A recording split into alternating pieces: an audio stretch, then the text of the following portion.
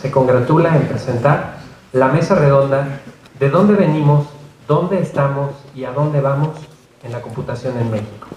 A continuación, una breve reseña sobre los participantes de esta mesa redonda. Doctor Jesús Savage Carmona. Es ingeniero en computación por parte de la Facultad de Ingeniería de la UNAM. Cuenta con estudios de maestría en Ingeniería Eléctrica realizados en la Facultad de Ingeniería de la UNAM. Obtuvo el grado de doctor en Ingeniería Eléctrica en la Universidad de Washington, Seattle, en 1995. Inició como ayudante de profesor en 1983 y después como profesor de asignatura en la Facultad de Ingeniería en 1986.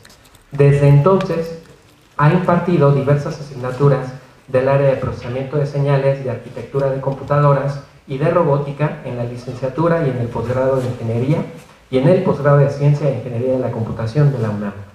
Actualmente es profesor titular C de tiempo completo en la Facultad de Ingeniería. Es autor de un libro de diseño de microprocesadores publicado en varias ediciones por la Facultad de Ingeniería. Ha escrito artículos en revistas y congresos nacionales e internacionales.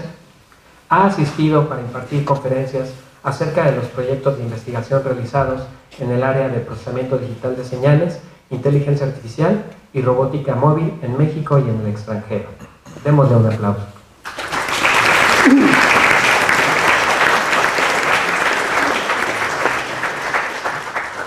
También contamos con la participación del doctor Ernesto Vibriesca Correa. Él trabaja en el Instituto de Investigaciones en Matemáticas Aplicadas y en Sistemas de la UNAM, tiene el nombramiento de investigador titular C, pertenece al Sistema Nacional de Investigadores en el nivel 3, trabaja en el área de reconocimiento de patrones y procesamiento de imágenes digitales. También recibámoslos con un aplauso, por favor.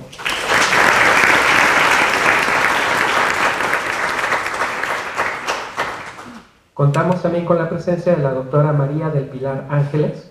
La doctora María del Pilar Ángeles es ingeniera en computación y maestra en ciencias de la computación por la UNAM. Obtuvo su doctorado en ciencias de la computación con especialidad en calidad de bases de datos heterogéneas por la Universidad Heriot-Watt del Reino Unido. En la misma universidad realizó un posgrado de certificación en práctica académica en educación superior. Cuenta además con 2 posgrados en el ITAM en sistemas expertos y sistemas telemáticos. Trabajó 19 años en el área de soporte técnico de bases de datos en empresas como Casa de Bolsa Probursa, Nissan Mexicana, Software AG, Sybase de México, eStrategy México e Infotech.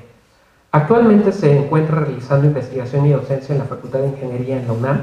Sus áreas de interés son principalmente Big Data, calidad de integración de datos en ambientes federados, deduplicación, proveniencia de datos, manejo de datos maestros y minería de datos.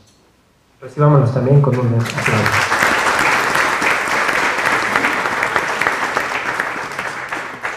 Por otra parte, contamos también con la presencia del doctor Carlos Artemio Coelho Coelho. El doctor Coelho obtuvo su doctorado en Ciencias de la Computación de la Universidad Tulane, en Estados Unidos, en 1996. Desde 2001 es investigador titular en el Departamento de Computación del Centro de Investigación y de Estudios Avanzados del Instituto Politécnico Nacional en la Ciudad de México. Ha sido pionero en un área que hoy se conoce como optimización evolutiva multiobjetivo, la cual se enfoca a la solución de problemas de optimización con 2 o más funciones objetivo, normalmente un conflicto entre sí, usando algoritmos meta-heurísticos con inspiración biológica. Actualmente cuenta con más de 450 publicaciones, incluyendo un libro monográfico en inglés, más de 140 artículos en revistas con arbitraje estricto y 55 capítulos en libros en inglés. Es nivel 3 en el Sistema Nacional de Investigadores desde 2005. Recibámoslos también con un aplauso.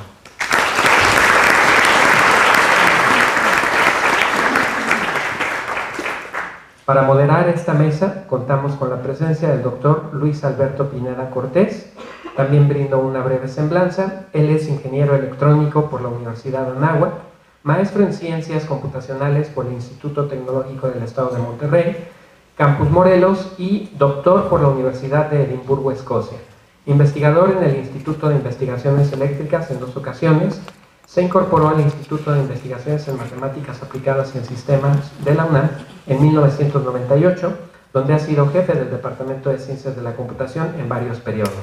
Investigador titular B e investigador nacional nivel 2. Es autor de aproximadamente 115 trabajos de investigación, principalmente en inteligencia artificial, lingüística computacional, robots de servicio, reconocimiento del habla, procesamiento del lenguaje natural y computación gráfica. Además, es maratonista. Recibamos también con un aplauso.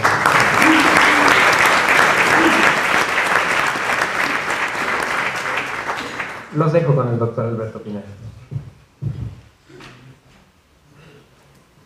Buenas tardes, gracias por su participación. Espero que tengamos un panel muy animado. Aquí, pues los colegas nos conocemos de tiempo, somos buenos amigos, pero también tenemos algunas perspectivas que no siempre coinciden plenamente, lo cual podría o podría no emerger en este panel. Creo que hay temas para debatir. Creo que lo que se ha dicho en este evento nos da también material para abundar en algunos puntos que pueden ser interesantes para todos, pero dejamos la discusión para después y directamente entramos en materia. Entonces les doy la palabra primero al doctor Jesús Savage.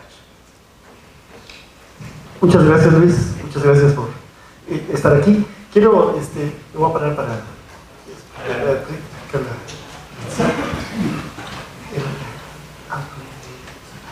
bueno, a ver, esta plática la di en la mañana, que tiene que ver con el uso de realidad virtual en la robótica. Entonces ya no va a ser tan concreto, voy a más rápido. Entonces, bueno, fíjense, en el 2008 Microsoft tenía la idea de hacer un sistema operativo para robots. Afortunadamente, lo dije en la mañana, fallaron, que bueno, pero tenemos ahora un sistema operativo que se llama ROS y que es como tipo de Linux. Entonces aquí la idea es que no nada más en una casa, que es también una casa inteligente, no nada más se tiene un robot, sino se tienen varios. Se tiene un robot que es el que hace reuniones de vigilancia, otro robot que corta el pasto, otro robot que limpia y trapea los pisos, otro robot que recibe la ropa sucia, la acomoda, la acomoda de color y blanca, la mete en la lavadora, se comunica con la lavadora por medio de Bluetooth, la lava, la saca de la lavadora, la mete a la secadora, luego mete la ropa de color en la lavadora, la secadora le dice que ya terminó, la saca y la plancha. Y tenemos otro robot que es el que lleva esta ropa, la va acomodando en la casa. Y por otra parte, además, este robot nos sirve para poder comunicarnos con él de forma remota y ver el estado en que se encuentra, en este caso, un adulto mayor. Bueno, entonces, este sistema que tenemos es para operar los robots móviles, lo expliqué en la mañana, ahorita ya no lo voy a explicar, pero algo que a mí se me hace interesante para esta plática, ¿hacia dónde vamos? Uno de nuestros objetivos es que el robot aprenda a hacer otras cosas nuevas. Y se puede hacer como utilizando, bueno, algoritmos genéticos, programación genética, métodos probabilísticos, utilizando cadenas de Markov, clustering con concepción vectorial y redes neuronales artificiales. Bueno, si queremos usar algoritmos genéticos, entonces pues vamos a tener poblaciones, vamos a usar lo mismo que ha hecho la naturaleza exitosamente durante millones de años, y vamos a evolucionar individuos para que aprendan a resolver algunas cosas. Entonces, ¿qué es lo que necesitamos? Necesitamos tener buenos simuladores. Entonces, necesitamos, en este caso, por ejemplo, el uso de realidad virtual para poder resolver diferentes situaciones. Afortunadamente, actualmente, los costos de los dispositivos para tener ambientes virtuales ha bajado mucho, y tenemos sistemas que me permiten, por ejemplo, Gazebo, que me permiten tener la dinámica, o sea, tener ecuaciones diferenciales que van a simular cómo operan los robots. Para probar los algoritmos, entonces hemos creado a lo largo de estos años diferentes simuladores. Este fue nuestro primer simulador en los años, a finales de los 90, con nuestro primer robot, el TX8. Después aquí tenemos el simulador con Justina y tenemos aquí nuestra última adquisición, que es el robot Takeshi, que es un convenio que estableció la UNAM con la empresa Toyota. Bueno, una de las aplicaciones es poder controlar un robot en forma remota, por ejemplo, para atender pacientes. El problema que tenemos aquí es que hay un retraso en la transmisión del video que está recibiendo la persona o el doctor que lo está viendo remotamente. Entonces aquí la idea es que en lugar de tener imágenes o video directo, se tenga una representación virtual que se va a ejecutar directamente en el lugar a donde está el doctor. Bueno, otra cuestión es cómo le enseñamos al robot a hacer cosas, a resolver cosas nuevas. Entonces aquí vamos a tener un usuario que va a resolver diferentes problemas en un ambiente virtual y vamos a captar toda la información que está generando este usuario y lo vamos a meter en un sistema para que el robot aprenda. Por último, ¿cómo hago para que el robot aprenda a navegar en un ambiente? Entonces aquí la idea es tener redes neuronales profundas en las cuales le vamos a dar una imagen objetivo, que es donde queremos que el robot vaya. Y aquí aquí es la imagen objetivo y esa es la imagen que el robot está viendo. Entonces esto entra a una red de aprendizaje reforzado y así el robot va a aprender. Si esto lo hacemos en la realidad, pues vamos a tardar mucho. Entonces la idea es que tengamos ambientes virtuales, los cuales tienen lugares que se parecen mucho a la realidad, y con esos ambientes virtuales dejamos al robot que se ponga a navegar y a navegar dentro del ambiente y así aprenda. Hay un investigador alemán que se llama Katz. Esto él le llama Robot Dreams, ¿no? Entonces, ¿qué es lo que sucede? Que el robot de alguna forma empieza a soñar y dentro del sueño empieza a navegar y así va aprendiendo.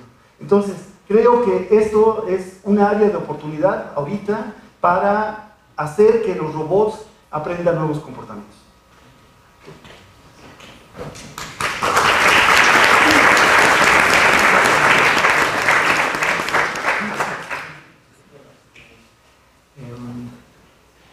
Como verán, vamos a tener diferentes perspectivas en este programa de dónde venimos, dónde estamos y a dónde vamos, que es el tema de esta mesa redonda.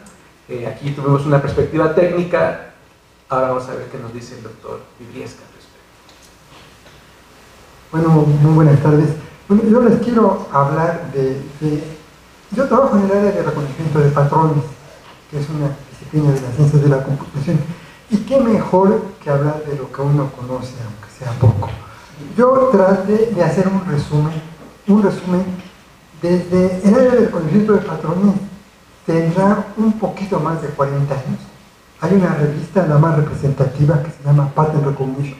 Esa es la revista más representativa del área. Y entonces, yo tengo aquí en el instituto cerca de 30 años. Tuve la oportunidad de ser invitado como editor asociado a la revista.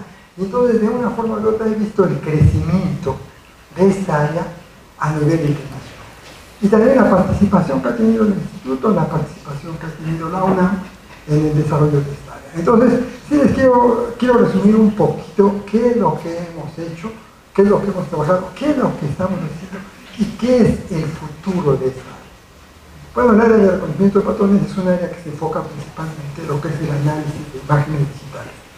Cuando nosotros vemos una imagen digital, bueno, existen de muchísimos tipos, hablando de imágenes magnéticas, imágenes PET, imágenes de resonancia magnética, tomografía, ultrasonido, etc. En 2 y 3 dimensiones. Es interesante que al principio dentro del área, pues se estaba atacando los problemas en 2 dimensiones, por cuestiones de simplicidad, para después, posiblemente 3 dimensiones se vuelva un reto y se empieza a atacar diferentes problemas. Entonces aquí les quiero mencionar, inicialmente nosotros empezamos el instituto y todo, empezamos a trabajar con representaciones de curvas de objetos. ¿Cuál es la parte del enfoque de reconocimiento de patrones? Una vez que está la imagen digital y se segmenta la imagen, se obtienen objetos de interés, o sea, se obtienen los objetos de interés, y entonces esa es la parte que se vuelve, en la que nosotros nos hemos enfocado mucho. Entonces, inicialmente empezamos trabajando este tipo de formas, curvas, y entonces empezamos a trabajar propiedades. Creo que una cuestión interesante, ya se volvió algo histórica aquí en el instituto, y ya también afortunadamente forma parte de la literatura, fue la teoría de los shape numbers, los números de forma, que lo estuve desarrollando con Adolfo Bullman, y es una teoría interesante porque describe cada objeto por cada forma de una región con un solo número entero. La ventaja de esto es que entonces este número entero es invariante a la traslación, a la rotación, a la escala. Fíjense que esto es muy importante para reconocer, porque si nosotros usamos la matemática tradicional, que son coordenadas, ya sean cartesianas, cilíndricas, esféricas, y describimos un objeto, cuando este objeto es sometido a transformaciones, ¿qué es lo que sucede? Que cambian sus coordenadas y cambia todo. Y entonces la idea es que nosotros queremos identificar un tumor, queremos identificar un rostro, queremos identificar un objeto.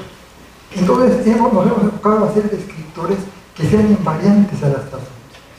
La belleza de los shape numbers es que aunque la imagen se rotara, se alejara, cambiara de tamaño, seguía manteniendo el mismo número. Esto es igual que una persona. Esté donde esté, pues sigue siendo el mismo. Y al final lo que nosotros queremos es reconocer.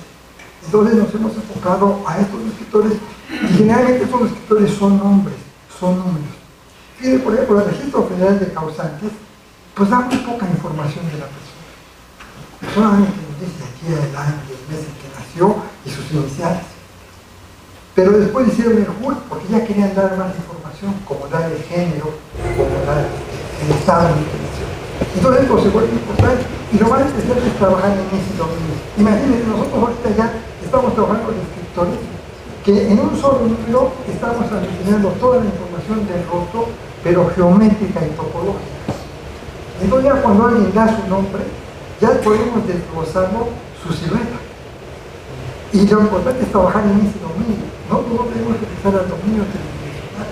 Si tenemos dos números de forma o dos valores, tenemos que comparar con esos dos valores. ¿Okay? Y entonces ya la idea es trabajar precisamente en un dominio unidimensional, en un dominio que es de los strings, que es un dominio de las computadoras. Y que obviamente lo hacemos rápido. Si nosotros queremos empatar a dos personas, hacer un matching de dos personas, probablemente es un proceso. No es posible. Bueno, entonces primero les digo, trabajamos 2D, estuvimos haciendo varias propiedades. Aquí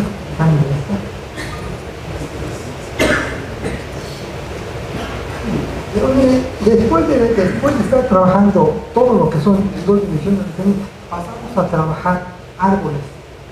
O sea, y esto también les digo, esto es más o menos la misma secuencia.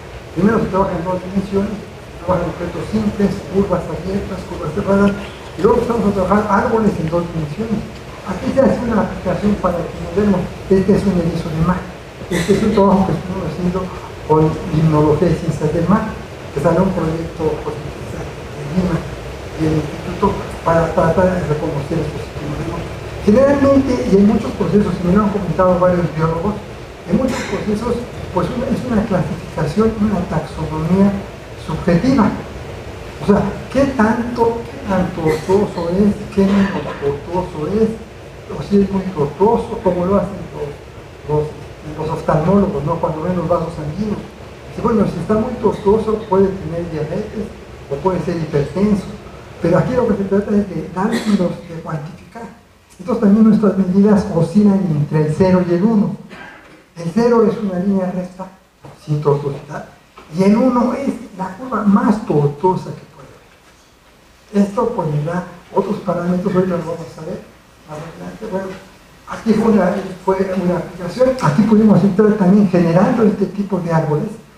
Se pueden generar árboles, los árboles que llenan el plano.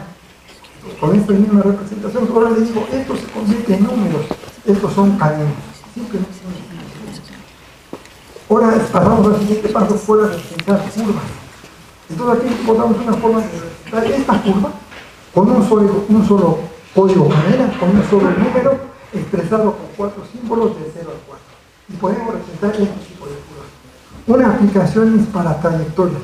¿Cuál es la trayectoria que sigue una abeja, la trayectoria de un avión, etc.? Aquí vemos otra aplicación en la curva de Hilbert. ¿Cómo representar la curva de Hilbert? La curva de Hilbert es una curva complicada matemáticamente hablando. Con nuestro código de solamente 5 símbolos se pudo representar los diferentes estados de la curva de Hilbert. Muy más rápido. Una aplicación que también creo que es interesante que se desarrolló en el instituto fue haber generado esta representación para representar nudos. Y la contribución que se hizo es que se generaron todas las curvas cerradas, que fueron 282.000 millones de curvas cerradas. Fíjense, esto equivale casi al número de neuronas de 3 cerebros humanos. Y en esa posición tenemos el récord mundial en la generación de estas curvas. Y fue gracias al uso del código que nos permitió podar el árbol de la combinatoria y poder obtener todas las combinaciones que se podían dar. Entonces, al igual que en 2 dimensiones, pudimos obtener un solo descriptor para los nudos, para cada uno de los. Esto también lo pudimos extender para árboles, y podemos ver estos árboles que cubrían el espacio. Y bueno, finalmente les muestro esto. También hemos trabajado mucho con la ecuación de Euler, y también otra ecuación con la que hemos trabajado es con la compacidad, ¿no? Una relación que mide la compacidad de los objetos y que ya no se basa en la medida clásica de ver el perímetro con el perímetro entre el área o la superficie entre el volumen, porque esta medida es muy ruidosa. Esta medida depende mucho del perímetro en forma cuadrada en 2 dimensiones y en forma cúbica en 3 dimensiones. Entonces, no es una buena medida para nosotros. Este es un concepto muy sencillo que solamente mide la vecindad de los boxes. Entonces, son como fichas de dominó. Imaginen fichas de dominó, cuando uno las junta, entre más se tocan las fichas, más compacta es para hacer la sopa del dominó. Entre menos se toca, menos compacta. Entonces, bueno, aquí estas fueron algunas aplicaciones internacionales que le dieron a este concepto de la compacidad. Y todo. Entonces, bueno, aquí quiero hablar de algo que es importante, ya con esto acabo. Entonces, entrar en 3 dimensiones, representar árboles, en 2 dimensiones, representar árboles en 3 dimensiones. Avanzar en las descripciones de los invariantes para las transformaciones de los objetos, invariantes a la traslación, a la rotación, a la escala, que es lo que permite hacer un reconocimiento más rápido de los objetos. Ahora, todo esto cae dentro de la imagenología. Entonces, la imagenología es bella porque no es invasiva.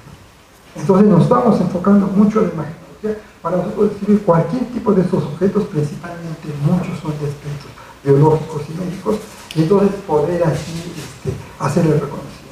Falta mucho por hacer, realmente. Yo siento que estos apenas son unos descriptores que se han desarrollado, no solo que se han desarrollado internacionalmente y que de una forma u otra pues nosotros hemos visto este crecimiento y de una manera muy pequeña hemos participado en algo, pero esa es la idea y este es el futuro. Todavía les digo, falta mucho por hacer. Bueno, pues con eso sería todo, más o menos en el resto. Creo que me parece.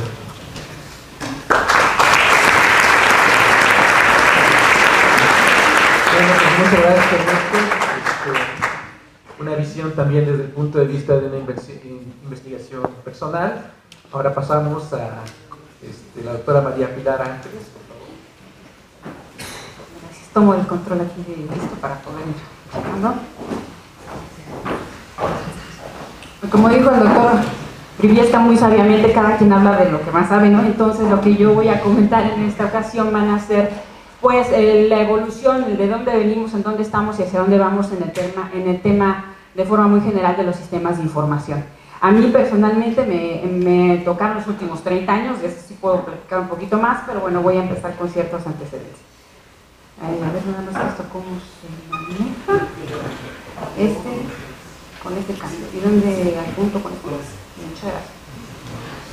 Bueno, entonces, ¿de dónde venimos? En 1958, ya se había comentado el día de ayer, pues fue para poder resolver problemas de astronomía, física, ingeniería química en la IBM 650. En ese momento se creó una base de datos para los antropólogos.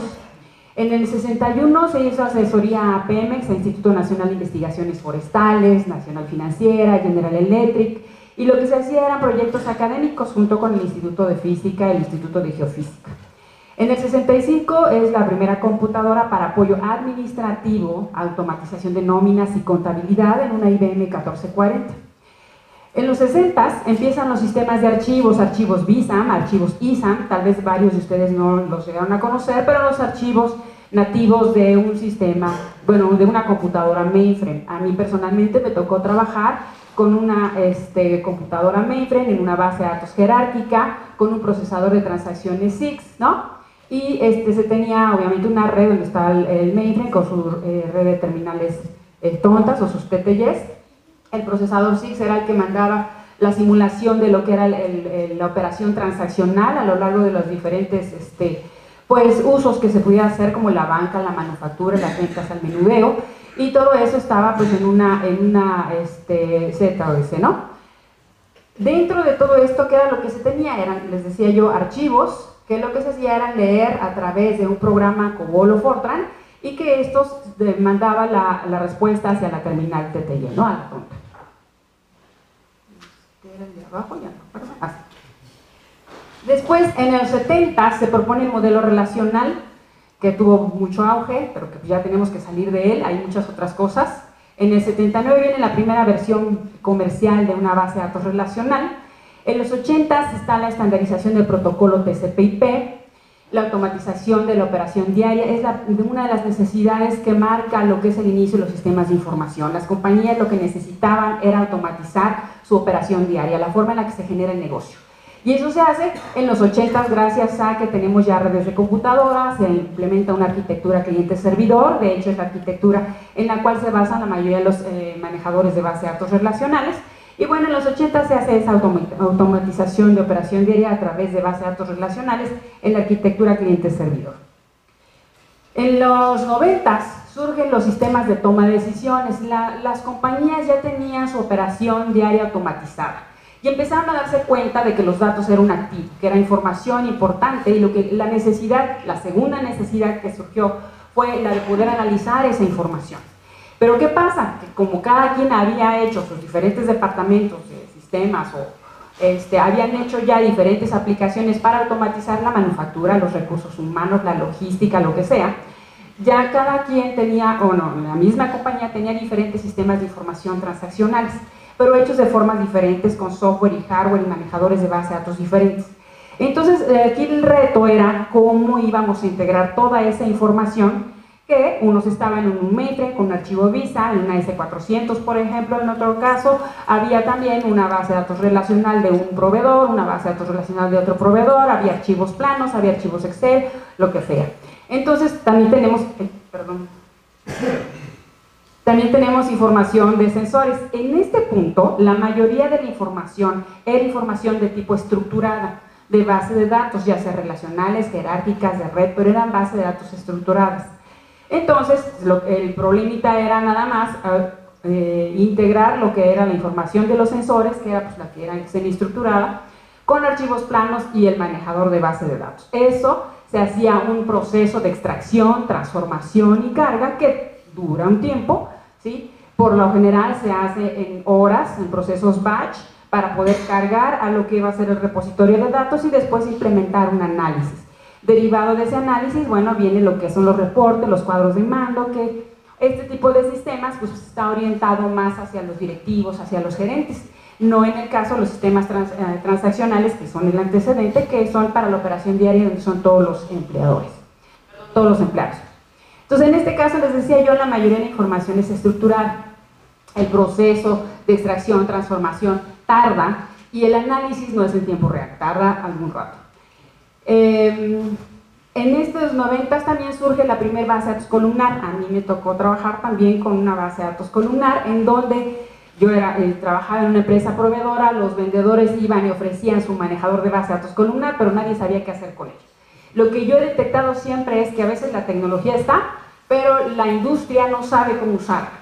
El vendedor tampoco sabe en qué sector o bajo qué condiciones o necesidades debe introducir esa tecnología. Y también hay un desfase entre lo que es la investigación, lo que es la tecnología cuando se genera y lo que es la industria cuando la capta.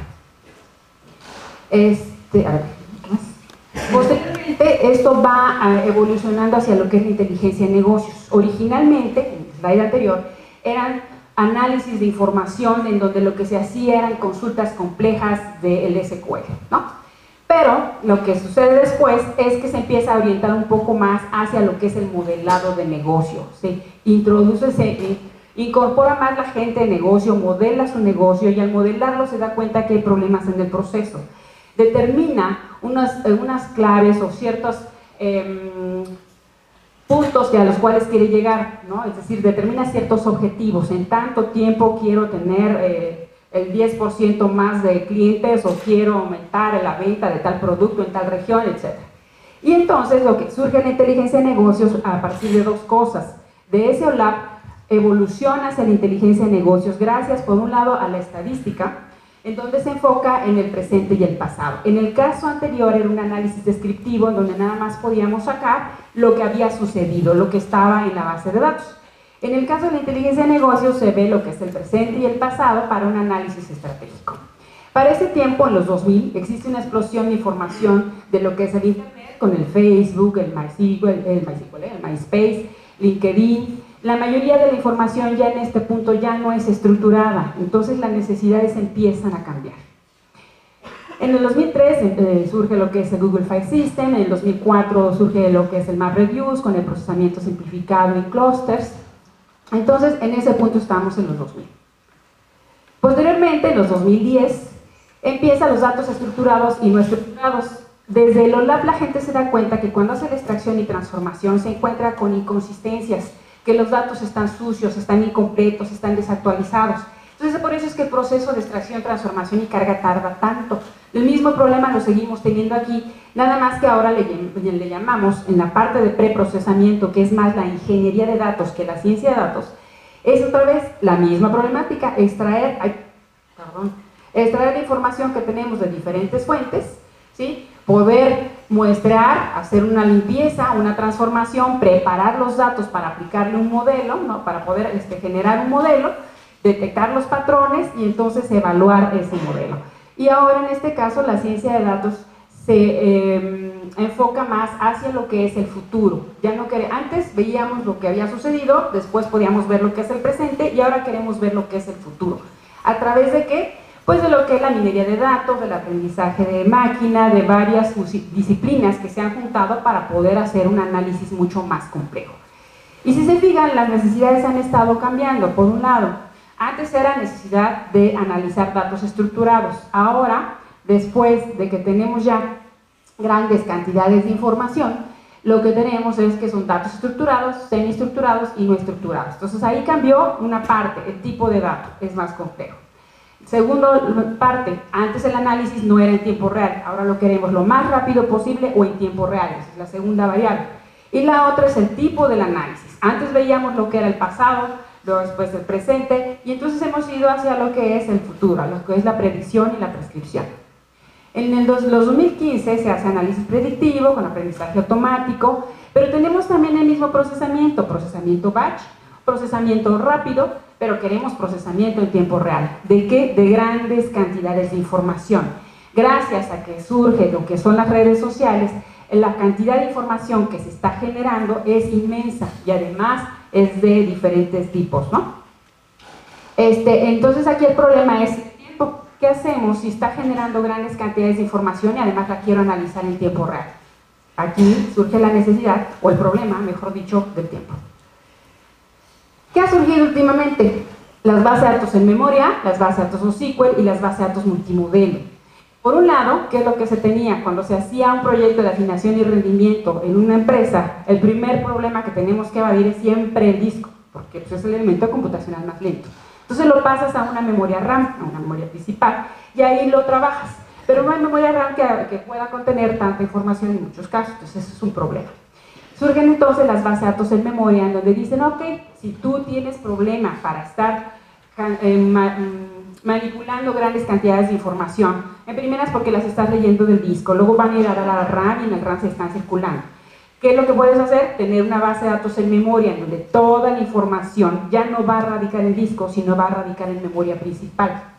¿Cuál es el principal problema allí? Pues que es volátil, que si se va la energía, pues se acaba la información. Entonces se tuvieron que modificar ciertos algoritmos para que se pudiera soportar esa arquitectura. Otro avance fue las bases de datos NoSQL.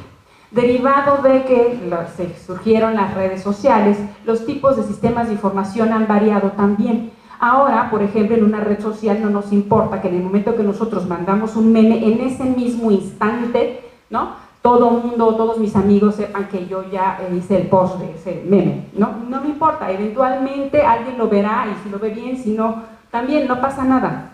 En cambio, en el caso de una transacción de un SPAY, por ejemplo, o sea, de una transferencia de cientos de miles de pesos, pues sí me importa que eso quede del otro lado y que sea en el mismo momento y que se haga la disminución de esa cantidad de dinero en esa cuenta de banco, ¿no?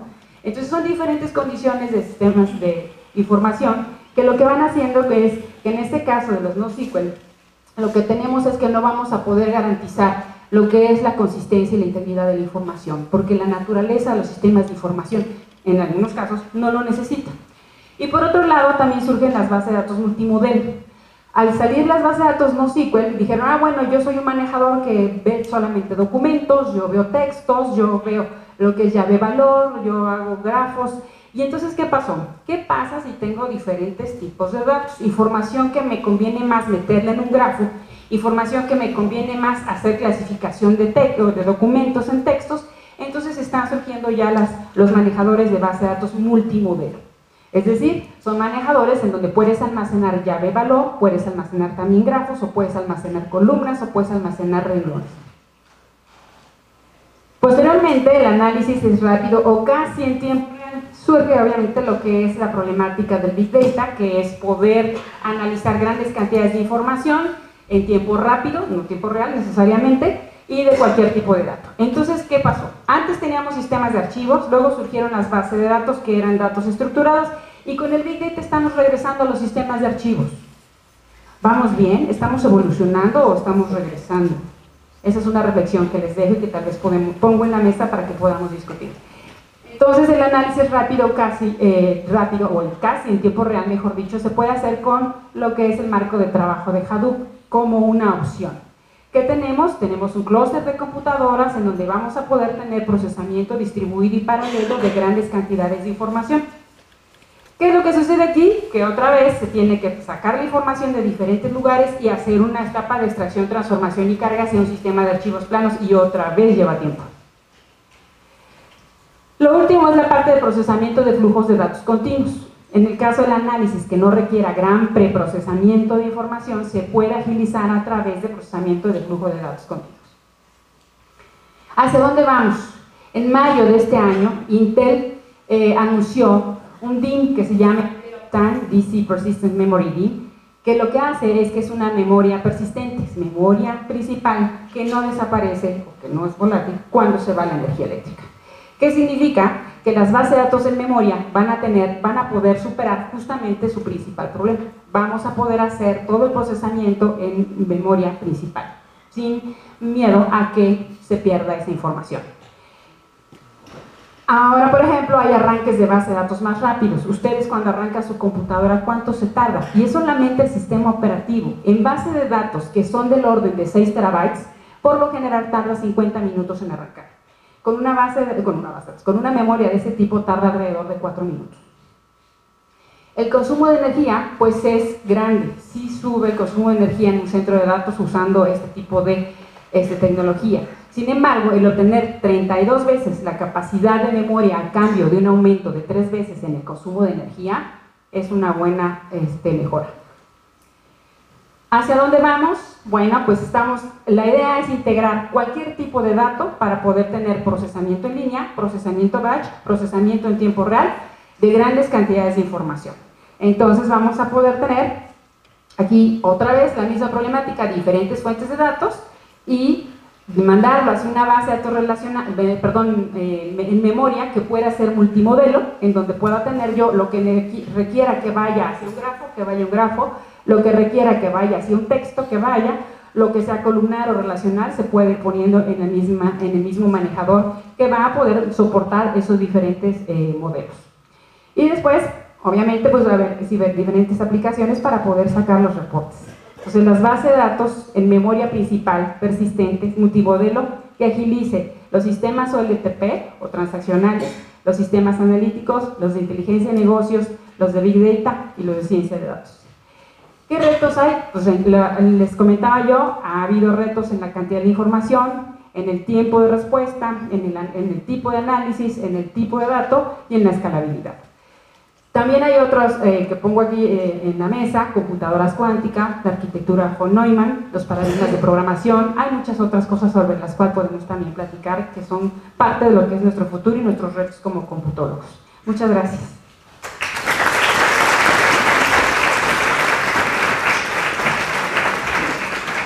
Muchas gracias a Pilar por esta perspectiva tan amplia desde el punto de vista de la tecnología en general. Muchas gracias. Y ahora pasamos con el doctor Carlos Coello. Nada más déjeme decir antes que es muy modesto en su introducción. No dijeron, es Premio Nacional de Ciencias, es también Premio Alberto Castillo, es también miembro del Consejo Consultivo, es actualmente secretario de la Academia Mexicana de Ciencias, es el vicepresidente de la Academia Mexicana de Computación, el futuro presidente, y además es el ganador del premio para la Academia para el Tercer Mundo, que se considera como el Nobel de los países en desarrollo, y creo que es el investigador en computación que más reconocimientos nacionales e internacionales ha tenido, y aparte es el más influyente con las siguientes y todo eso. Entonces lo dejamos con Carlos.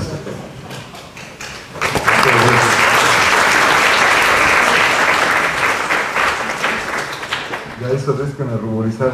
Pues la verdad es que yo, como no poseo la sabiduría de los colegas que me precedieron, yo entendí otra cosa de la mesa redonda. Yo de lo que voy a hablar no es de nada técnico, voy a hablar un poco de la comunidad en computación. Mi perspectiva muy personal, voy a decir cosas que tal vez muchos no estén de acuerdo, y está bien porque es la personal, no es la de toda la comunidad. Para mí ese es el ayer. Yo de origen no soy computólogo, soy un humilde ingeniero civil egresado de la Universidad Autónoma de Chiapas, que quiso estudiar computación y no pudo, y pues ya después la vida me dio la oportunidad de un posgrado. Aquí es en la ceremonia de graduación, esto debe ser mayo de 1996 en Tulane, en Nueva Orleans. Y el ayer para mí pues es mediados de los 90. Yo tuve mi primer contacto con la comunidad de computación en México en 1994, si la memoria no me falla. Y en México, cuando yo regresé en el 97, porque trabajé un año en Estados Unidos, era muy diferente ese México para un computólogo del que es ahora. Por ejemplo, era muy fácil conseguir empleo. No sé si yo tuve suerte, pero al menos para mí fue muy fácil conseguir empleo, porque vine a Limas, el doctor O'Reilly me ofreció empleo, fui al SIC, el doctor Guzmán Arenas me ofreció empleo, fui al Cinvestav, que yo no sabía ni siquiera qué era, lo encontré casi por error, y también ahí me ofrecieron empleo. Y entonces dije, pues el Limas me queda muy lejos porque vivo en Ciudad Satélite, el SIG, el sistema de estímulos, necesito una hoja de Excel para saber cuánto voy a ganar, y el Cinvestav, como que todos se ven muy relajados ahí, como que está muy tranquilo, mejor que voy para allá. Y me fui al Cinvestav, pero no pedían esto del SNI, yo ni sabía qué era el SNI, pues ¿qué será eso del SNI? Aquí me lo decían mucho en la UNAM, no decían si no tienes SNI no le vamos a dar chamba, ¿no? Que es lo que dicen ahora, pero me preguntaban si yo estaba en el SNI. La comunidad pues era muy pequeña, eso se intuía, y después empecé a ver datos. Para que tengan una idea los jóvenes, por allá de 1994, Vladimir Estivil publicó un artículo en la revista Computer de la IEEE, y habían hecho un censo, no sé cómo lo hicieron, estimaban en el 94 50 doctores en computación en México. En 1999, el CONACYT, en un evento que hizo de responsables de proyectos, decía que habían 150. Para que tengan idea de qué tan pequeño es ese número, dijo esta persona de CONACYT que en ese entonces, Singapur, que es un país muy pequeñito, en 2 horas lo atraviesan en coche, tenía en una de sus 2 universidades más doctores en computación que México. Así de mal estábamos en 1999. El primer proyecto de investigación básica de CONACYT sobre computación, no donde usaran computadoras, fue aprobado en 1994. Había, por supuesto, poco acceso a la información, el internet no era lo que es ahora. Los navegadores gráficos, a mí me tocó usar todavía el Mosaic antes de Netscape cuando estuve en Estados Unidos, y todavía me tocó la navegación vía texto, ¿no? Todavía uso el Pine, esas cosas yo ni lo sabía, ¿no? El Gopher y todo esto que se usaba, las búsquedas eran en Usenet, ¿no? En texto. Y evidentemente la comunidad de computación tenía muy poca visibilidad en nuestro país, dentro de las comunidades científicas. El hoy, pues es de hace un año, pero más o menos lo que me veo igual. Aquí es en Wellington, en Nueva Zelanda, el año pasado. ¿Dónde estamos? Pues yo creo, primero la información, que es muy importante para nosotros. Tenemos más acceso, al menos creo en las instituciones grandes y ahora con estos consorcios que no sé si van a sobrevivir. Se unen varias instituciones y uno tiene acceso. Yo me acuerdo cuando llegué al Cinvestav presumía mucho, es que aquí tenemos el Easy Web of Science, y llegaban cada mes con unos discotes, unos cartuchos, a actualizar la base de datos porque estaba físicamente en el Cinvestav. O sea, no era acceso vía internet, era solamente en el Cinvestav. Porque se pagaba una lanísima, ¿no? Era carísimo tener el acceso, y llegaba gente de otras instituciones a sacar sus reportes de citas para esa cosa que le llaman el SNI, porque decían, es que tengo que sacar mi reporte de citas, y pues no existía el Google Scholar, no existía Scopus, no había nada de eso. Tenemos también más presencia en el SNI, por ejemplo, en área 7, que es el área donde estoy yo, las ingenierías, porque computación está en casi todas las áreas, hay 14 computólogos con nivel 3, que es el más alto, incluyendo un mexicano en el extranjero. Hay otros, bastantes más, en otras áreas, por ejemplo, en área 1, hay varios computólogos muy conocidos, como Sergio Raxbaum, otros en el extranjero, como Raúl Rojas, ellos están en área 1. En área 7, que ahora es la más ruda de todas, dicen algunos, hay 14. Hay aproximadamente, la última vez que chequé, porque he sacado estadísticas de eso, como 45 niveles 2 en computación en área 7, en todo el país. Y ya la tropa, pues sí son bastantes, ¿no? Nivel 1, candidatos, esos son bastantes. Ya existe un computólogo que ha ganado el premio de investigación de la Academia Mexicana de Ciencias, desafortunadamente solo uno, desde 1961, que es cuando se creó el premio. 4 que han recibido el Premio Nacional de Ciencias, lo cual es fabuloso porque se creó en el 47, y cuando yo tuve la fortuna de ganarlo en 2012, yo apenas era el segundo en haberlo ganado. Ahorita ya hay un mexicano en el extranjero en esos 4, otro es Enrique Zúcar y Raúl Rojas, un mexicano en el extranjero. Varios computólogos han tenido y tienen actualmente numerosos proyectos de investigación, ciencia básica, existió una vez algo que se llamaba NSF CONACYT, todo tipo de proyectos de innovación, PEI y demás. Hay presencia ahora de los computólogos en muchos foros, en comités del CONACYT, por supuesto, lo ha habido por ya bastantes años, afortunadamente desde los 2000, en la Academia Mexicana de Ciencias, incluso en el Consejo Directivo. Tenemos ya una Academia Mexicana de Computación, donde Luis modestamente no quiso decir que fue nuestro primer presidente de esa academia, ahora es Enrique Zúcar, yo soy el vicepresidente. Sin embargo, todo esto de acá, que es pura felicidad, contrasta con que ahora es más difícil conseguir empleo. Cuando tuve la fortuna de ganar el premio de la Academia Mexicana de Ciencias, me pidieron que yo diera el discurso a nombre de los galardonados.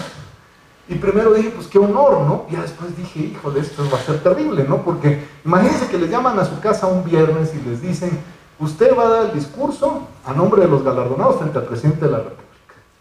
Tiene 3 minutos para hablar y tiene que leer los nombres y las categorías de todos los ganadores, que además se había acumulado de 5 años. En 5 años no lo habían entrado. Entonces empecé a hacer ejercicios de estos de los locutores, ¿no? Que respiran con el estómago, no sé cómo le hacen, para en 2 minutos leer todos los nombres de los ganadores, y me quedaba 1 minuto. Entonces dije, pues en 1 minuto no puedo decir gran cosa. Entonces traté de ser sarcástico en el discurso brevísimo que pude dar, que por supuesto lo tuve que enviar a la presidencia de la República antes, para ver si no estaba yo diciendo pues nada inapropiado. Y en el discurso lo que dije fue que yo quería pensar que estaba en un México diferente, en donde, entre otras cosas, nuestros egresados podían conseguir empleo, porque no había habido empleo, y no lo ha habido, en las grandes instituciones, no se han creado nuevas plazas en muchos años. Y esto no solo aplica a computación, por supuesto, pero yo estaba hablando en general del caso científico. Y bueno, ya saben, ¿no? Me robé la nota en los periódicos, salía al día siguiente: comunidad científica le hace un enérgico reclamo al gobierno.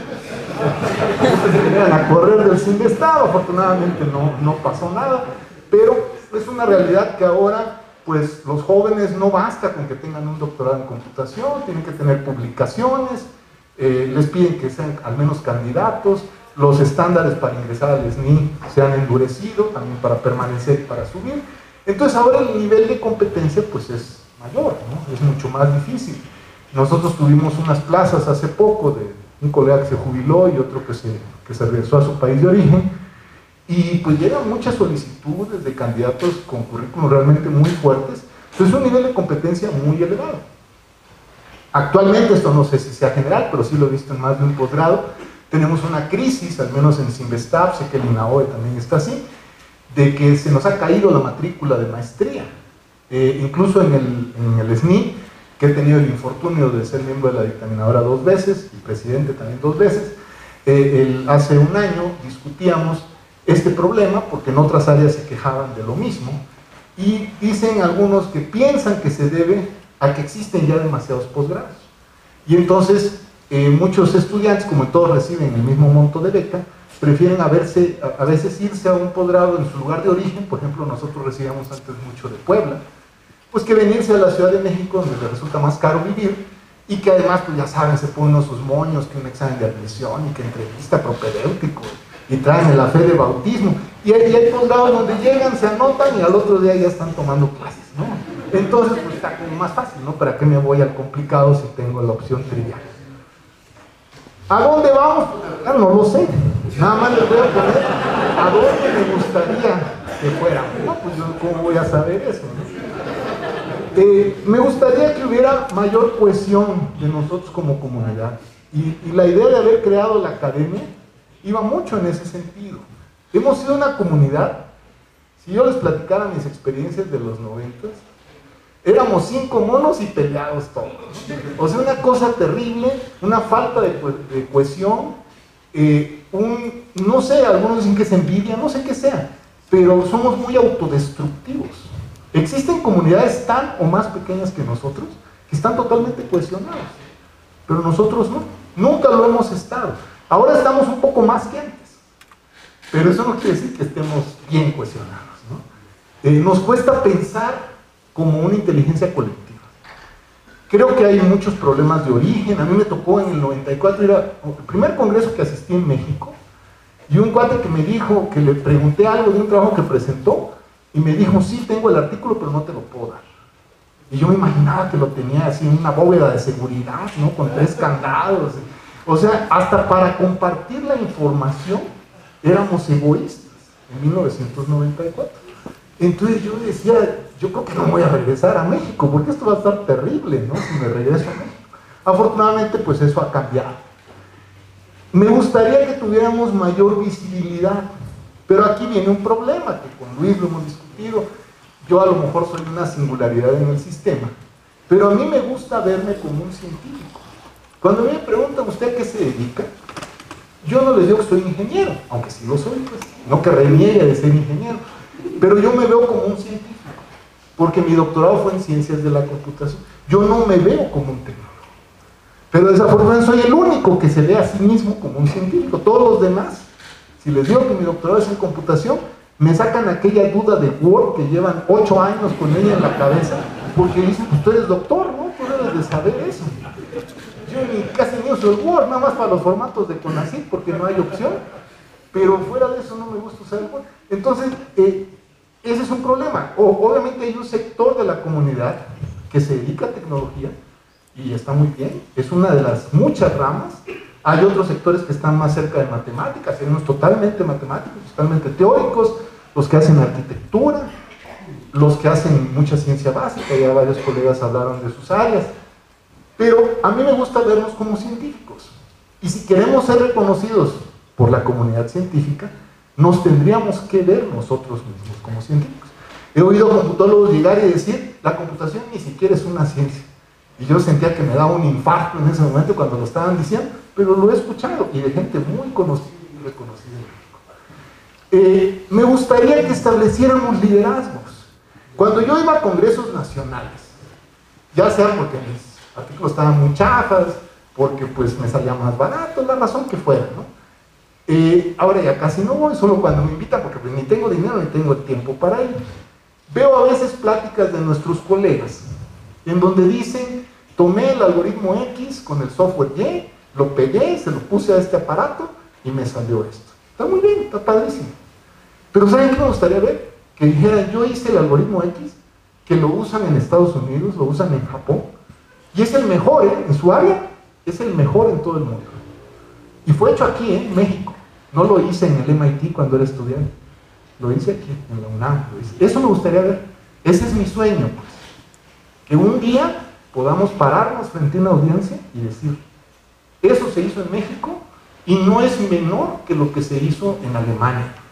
Yo como científico he competido con científicos de otras partes del mundo y no me da miedo competir. A veces uno gana, a veces pierde, pero yo lo veo.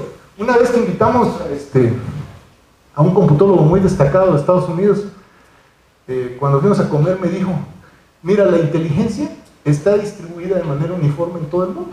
Te vas a encontrar gente muy inteligente en todo el mundo. Es solo que las condiciones en que se desarrolla esa inteligencia es diferente en cada lugar del mundo. Y me daba el caso de los chinos, que me explicaba su teoría de por qué pensaba que los chinos fracasaban muchos de ellos en volverse buenos científicos. ¿Cómo es que no podían dar el brinco teniendo todo para hacerlo? Entonces, bueno, esa es mi reflexión en esta parte. Creo que en el futuro nos vamos a enfocar más en la calidad que en la cantidad. Bueno, no sé, eso me gustaría, ¿no? Hoy en día el SNI ha promovido la numeralia. Tengo muchos artículos de los cuales no hago ninguno, o sea, todo pues es así, pues, ideas sencillitas. Una vez con Luis precisamente discutíamos, que me decía Luis con mucho acierto, decía es que nosotros, pues ya venimos de otra generación, antes nos sentábamos, reflexionábamos, teníamos una idea, la desarrollábamos y si funcionaba sacábamos el paper, ¿no? Ahora los jóvenes sacan primero el paper y ya luego viene lo demás, ¿no? Vamos a ver, o sea, yo aventé ahí la idea, a ver si ustedes la implementan, ¿no? Y si está mal, pues la compongo y saco otro paper, ¿no? El SNI creo que ha motivado malos hábitos, y esto no es privativo de computación, no es de todas las áreas. Me gustaría que se mejorara la visibilidad de computación, no solo en México, en todo el mundo. O sea, tener computólogos como los tenemos científicos en otras áreas, biólogos, fisiólogos, con reconocimiento internacional, que ustedes van a Suiza y saben quién es este cuadro. Eso me gustaría de nuestra comunidad, de nuestros grandes computólogos. Por supuesto, tenemos que mejorar participación en comités de todo tipo. Es engorroso, yo se lo digo por experiencia, estar en la dictaminación del SNI. Mucha gente tal vez me envidie, no me envidien, me han rayado mi coche varias veces, ya me robaron el emblema de mi primo, o sea, en el Sinvestar, por todos los comités en los que estar, porque además cuando son presidentes, ustedes firman, le echan la culpa de todo. Claro, si reciben la promoción no van a recibir nunca un agradecimiento, pero si quedan fuera, van a ver llamadas anónimas, todo tipo de cosas, ¿no? Es muy ingrato, pues, pero lo tenemos que hacer. Si queremos que cambie el sistema de evaluación, tenemos que ser parte del sistema. Si no, pues nunca lo vamos a cambiar. Y tenemos que participar en la toma de decisiones gubernamentales. Ese ha sido un gran problema. A nivel nacional, de por sí el gobierno, los gobiernos que hemos tenido, no toman en cuenta, por ejemplo, el Consejo Consultivo de Ciencias, que se supone que es para que el presidente se apoye en las decisiones relacionadas con la ciencia. Yo me integré al Consejo en 2013 y lo primero que me dijeron es, ¿sabes cuál fue el último presidente que consultó al Consejo? Ernesto Zedillo. Ningún presidente después de él, el Consejo lo creó Salinas, y el último que lo usó fue Zedillo. Ningún otro presidente después ha utilizado el Consejo Consultivo de Ciencias. ¿Como para qué? No, ni saben qué son y luego ni votan por el del gobierno, ¿no? Así que, pues ¿para qué los llamamos, no? Entonces, somos una comunidad, en general, la científica, que no somos tomados en cuenta. Y dentro de esa computación es así como el patito feo, ¿no? Que estamos, pero no estamos, porque nunca saben dónde ponernos. son de ingeniería. ¿Ustedes qué son? Yo algún día platico mi historia del premio de la academia. El mayor problema que tuve fue encontrar la categoría en la que me debía inscribir. Porque me metí en ingeniería y me dijeron, no, ingeniería son los que hacen patentes. Tú no haces patentes, bueno, exactas. No, exactas es física, química y matemáticas. Joder, pues sociales no puede ser, ¿no? O sea, ¿dónde me metí? Entonces, imagínense, participar 3 veces porque en el premio de la academia hay límite de edad. Entonces, el primer año fue ingeniería, me batearon. El segundo, exactas, me batearon. Entonces, lo que hice el tercer año, mandé 2 expedientes. Y dije, ahí va ingeniería y ahí va exactas. Y les digo, yo no estoy peleando que quiero ganar. Lo que quiero es que me evalúen, pues, eso es todo lo que quiero. Y díganme a dónde pertenezco, porque ahora hasta yo estoy confundido. Ya no sé realmente a dónde pertenezco. Y entonces ocurrió una cosa rarísima, ¿no? Que gané en exactas. Y me reclamaron los físicos, los matemáticos, ya saben, entre las felicitaciones venían ciertos reclamos por ahí subliminales. Les digo, pues yo no tengo la culpa, ¿no? Yo también creía ser ingeniero y ya descubrí que no, pues, que no soy ingeniero. Y el Premio Nacional de Ciencias me pasó exactamente lo mismo. Entonces, es un asunto de identidad como comunidad. Nadie sabe en dónde ponernos y eso nos incluye a nosotros mismos. Entonces, esas son las reflexiones nada más que quería traer. Muchas gracias.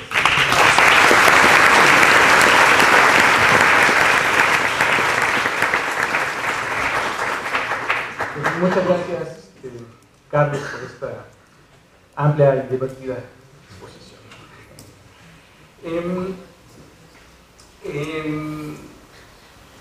Yo creo que hay cosas que son ordinarias y cosas que son extraordinarias. Yo creo que nuestra vida personal en general es ordinaria, pero sí queremos que haya algunas cosas extraordinarias. Y en nuestra familia también lo normal es que las cosas sean ordinarias, pero queremos que suceda algo extraordinario. Y también pasa con los países, que tenemos una vida ordinaria y de vez en cuando suceden cosas extraordinarias, tal vez. Y también esas cosas pasan con la ciencia y con la tecnología. Yo creo que la invención de la computadora, el campo de Turing, todos los 40s, ENIAC, Shannon, todo este tipo de cosas, fue algo realmente extraordinario.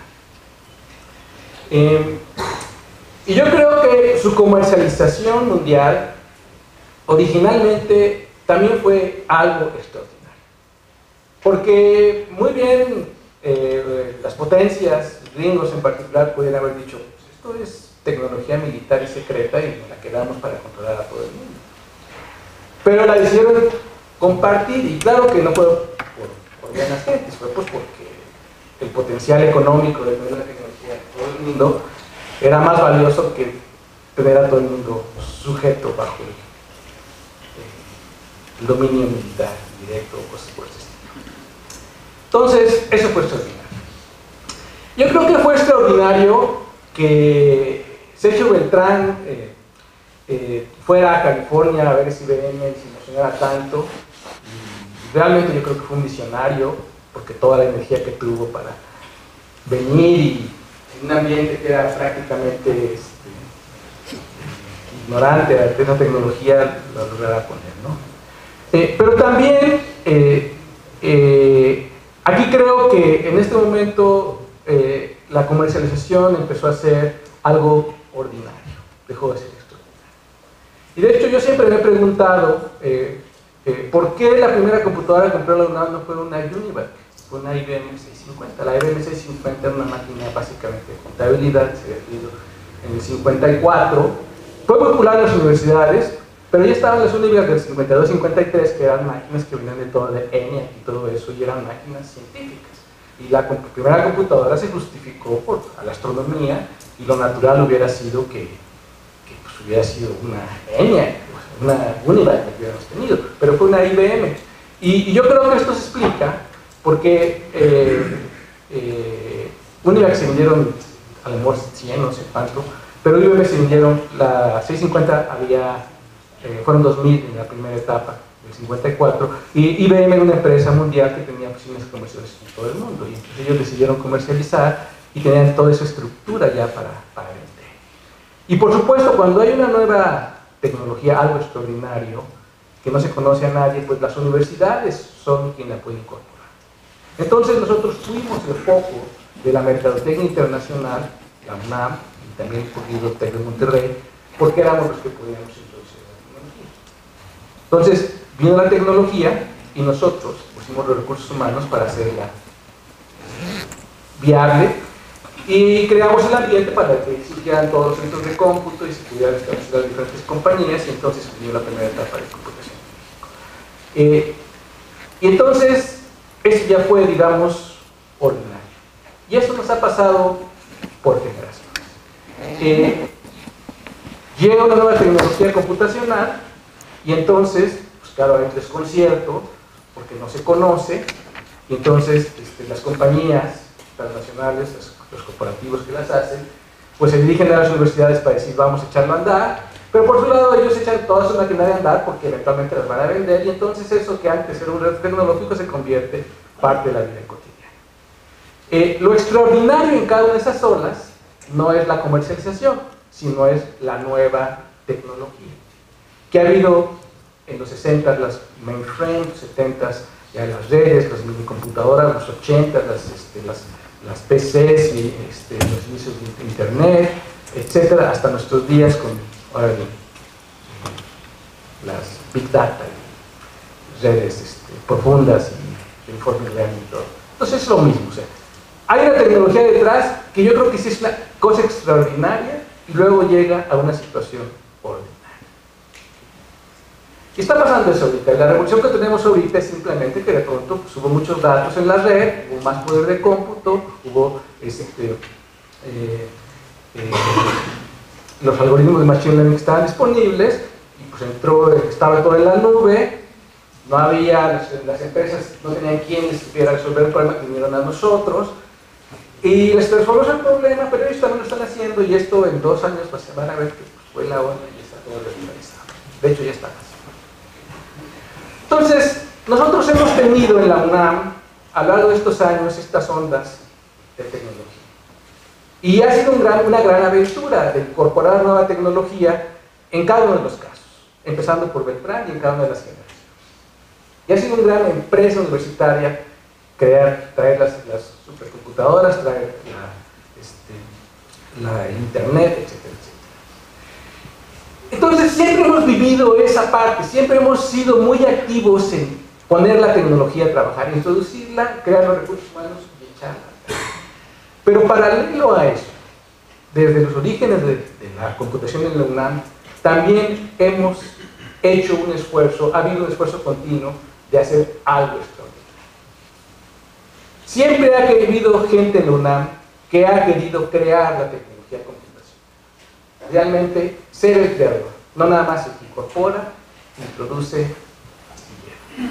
Y hemos tenido una dinámica, una dialéctica muy intensa que se manifiesta en este debate que ha habido siempre en la universidad, de si debemos tener un instituto de computación o un centro de computación. Ahora tenemos un centro virtual, pero hubo muchos intentos de hacer un centro de computación y de alguna manera no se consiguió por muchos factores que podríamos analizar, pero todo este núcleo de gente que estuvo detrás de estos proyectos, yo creo en el fondo decía, es que hay que crear a la tecnología computacional porque la creación de la tecnología es realmente extraordinaria para computación. Claro que hay otro claro, ¿no? Lo demás de todas maneras va a pasar. De todas maneras va a haber gente que va a aplicar computadoras todo el tiempo porque ahorita nadie en el mundo hace investigación y prácticamente ninguna actividad de la vida cotidiana sin computadoras. Entonces eso va a pasar. Y yo creo que tenemos que reflexionar, o sea que realmente Carlos lo mencionó en el aspecto general, no es un problema nada más de la UNAM, que no pudimos concretar un centro de investigación en computación en la UNAM, no lo hemos podido concretar en México, como lo han podido otros centros de disciplinas. ¿Por qué? Porque el centro de investigación despega la disciplina. Se dan los ambientes para que de ahí se crea y se haga realmente el salto a las cosas grandes. Porque si estamos fragmentados, diseminados, pues es mucho más difícil. Entonces no lo hemos logrado, es un motivo de reflexión. Y yo creo que es una pérdida de oportunidad, porque realmente las grandes universidades del mundo, las fronteras tecnológicas, todas tenían sus centros de computación, no uno, varios, que dieron lugar a la generación de la tecnología computacional de manera cotidiana. Entonces, no fue para mí, no es algo satisfactorio que no hayamos logrado eso. Y para mí me parece que la aventura que habíamos tenido de tratar de buscar realmente desarrollar la ciencia y la tecnología de la computación desde nuestro pequeño cuartel, con nuestros pequeños recursos, era en busca de algo extraordinario que es parte del espíritu universitario que no debemos perder. Por eso estoy en estado de shock. Estoy en estado de shock porque ayer se dijo en la inauguración y luego en el panel que se dio seguimiento a dos proposiciones que me confrontaron profundamente y no me dejaron dormir. Una, que realmente fue bueno que no hubiera un centro de computación, porque por eso pudo haber toda la tecnología computacional que está por todos lados y tenemos este evento que tiene muchas aplicaciones. Y yo digo, pero es que no estaba peleado, o sea, tener el centro de computación hubiera fortalecido, porque de todas maneras tener todas las aplicaciones en todas las ramas de la ciencia, pues de todas maneras iba a pasar. De todas maneras va a pasar. O sea, no hicimos nada al respecto, eso fue la dinámica de la comercialización y la asimilación de la tecnología. Entonces no hay mérito en que se haya desarrollado el uso de la computadora, porque nosotros no lo dirigimos desde el punto de vista de la creatividad, sino simplemente fue el resultado de la dinámica de toda la tecnología en que estuvimos insertos. O sea, si la UNAM o las universidades no hicieran Big Data y redes convolucionales, porque nos damos otra cosa, la industria lo iba a hacer de todas maneras, iba a tardar un poquito más, pero iba a pasar. ¿Okay? Entonces esa proposición me conflictó profundamente. Y la segunda fue que en el futuro ya no importa la generación del conocimiento computacional, sino hacer aplicaciones. No quería creer a mis oídos, pero chequé el boletín que salió ayer de la UNAM y sí se dijo tal cual, ahí está. Y yo creo, o sea, que no es excluyente, o sea, yo creo que tenemos que seguir haciendo aplicaciones en todos los ámbitos y aprovechar la tecnología al máximo, pero no tenemos por qué renunciar a la creación del conocimiento computacional. No están peleados, es nuestra fortaleza. Entonces, la verdad, honestamente, les digo y lo pongo aquí de la mesa entre ustedes, que creo que son dos cosas que tendríamos que reconsiderar hacia el futuro. Y además, que termino rápidamente, porque la tecnología profunda es lo que hace la diferencia entre las naciones que van hacia adelante y las que se quedan atrás. La tecnología computacional no está de ninguna manera terminada. La vamos a seguir generando por el resto del tiempo, el resto del siglo va a ser más tecnología computacional. Y la plusvalía de la tecnología, de la acción de la tecnología, es lo que hace la diferencia. Y esa diferencia se va a aumentar en el siguiente, lo que resta del siglo. Aquellos que logren subirse al tren de la alta tecnología y logren obtener la plusvalía que deja, van a estar acá. Y aquellos que se dedican a ser usuarios pasivos, van a estar acá. Hay niveles intermedios, por supuesto. Pero renunciar a la creación del conocimiento computacional, para mí, es ir en contra de nuestros ideales universitarios. Porque para eso creamos a nuestra universidad.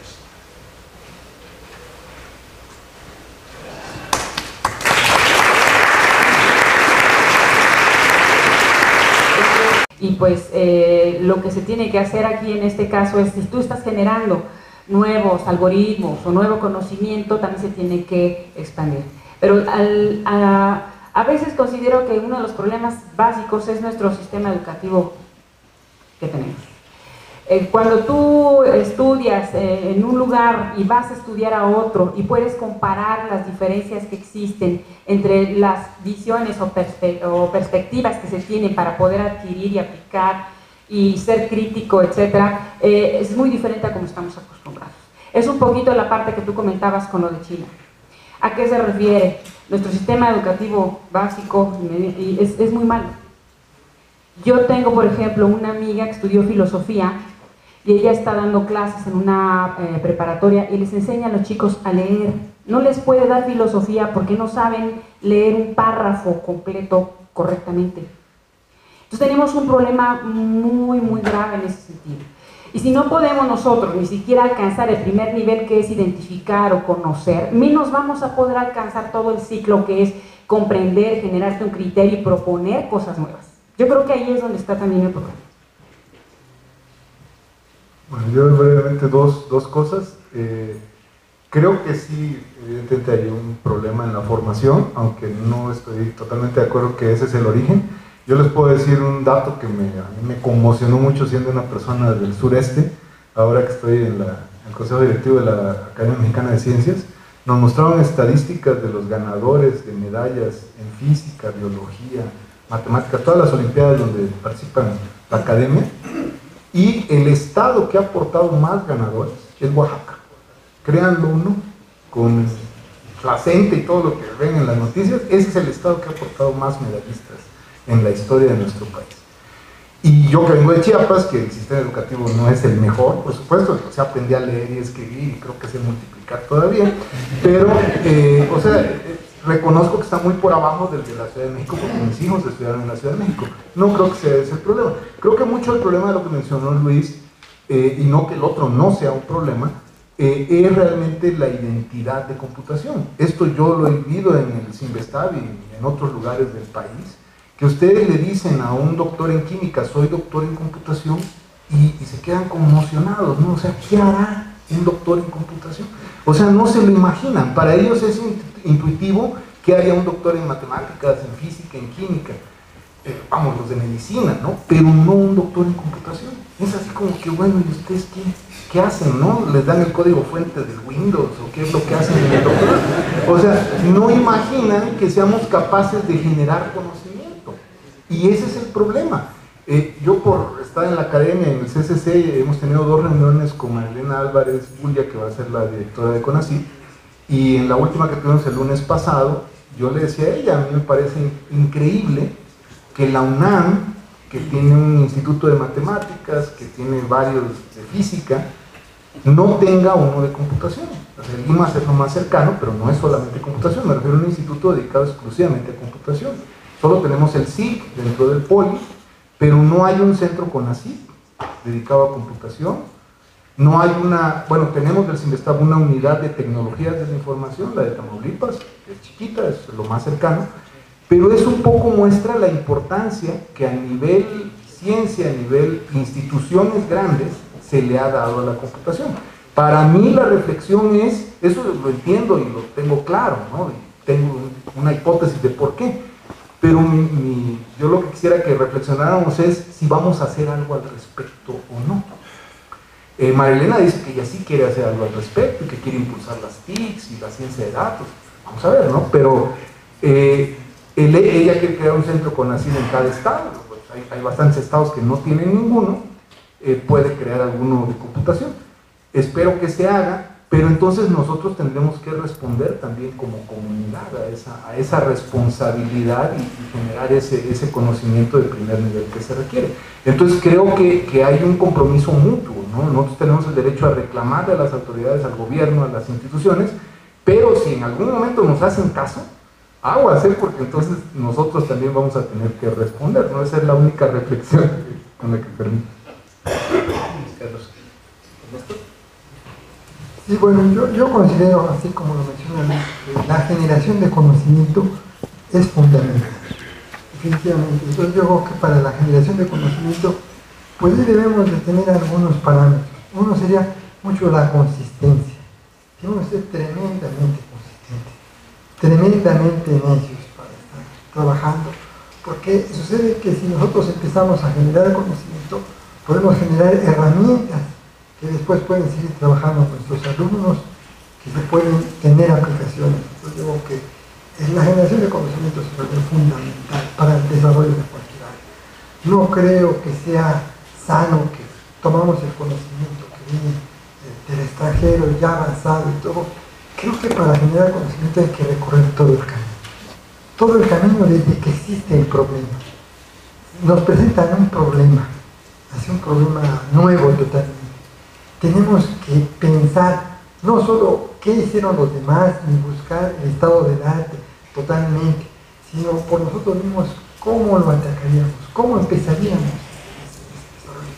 Yo creo que son cuestiones fundamentales para generar conocimiento. La UNAM es una institución que genera conocimiento y creo que transmitir esto a los alumnos, transmitir esto a las generaciones próximas, es lo que nos permite también ir haciendo escuelas donde en nuestra UNAM se genera cierto conocimiento y se sigue desarrollando. Yo creo que esa es una parte pues fundamental. Creo que debemos de aprender a tomar ese camino para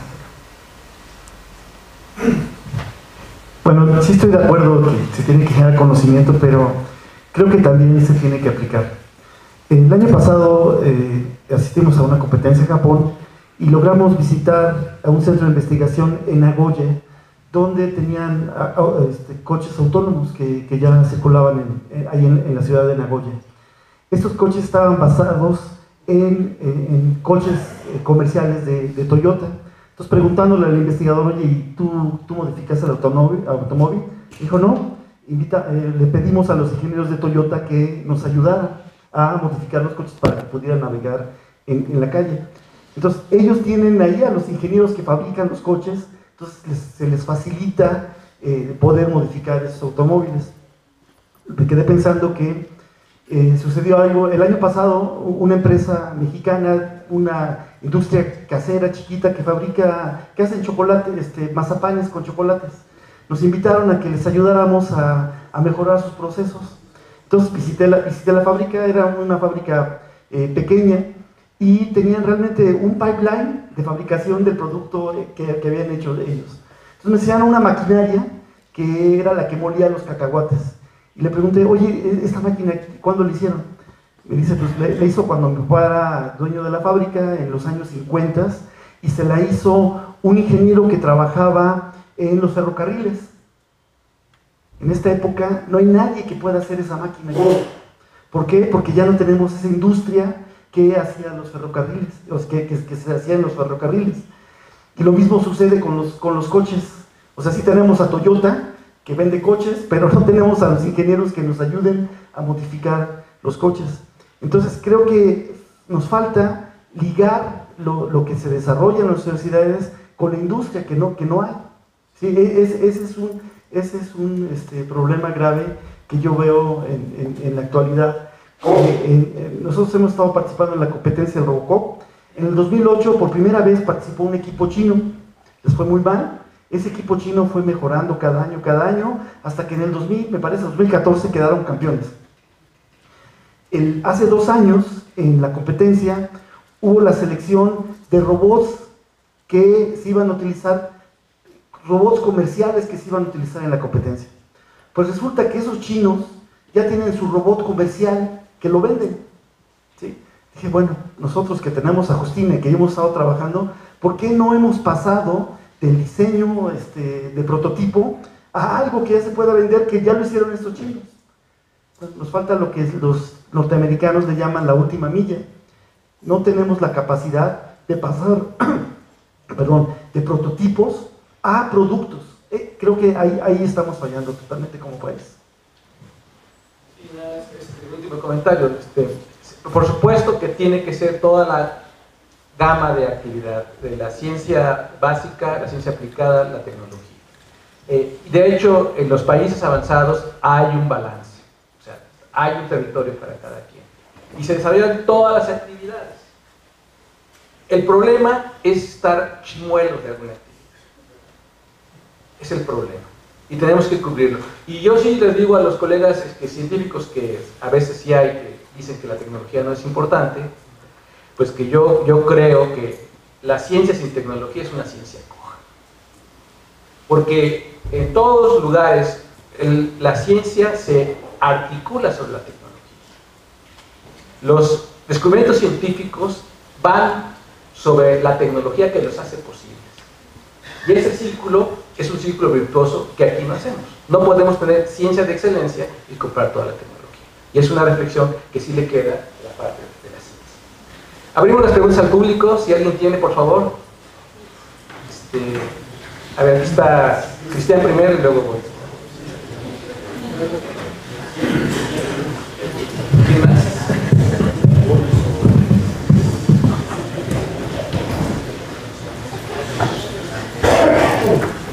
Sí, bueno, pues la discusión ha sido muy interesante, con muchas perspectivas.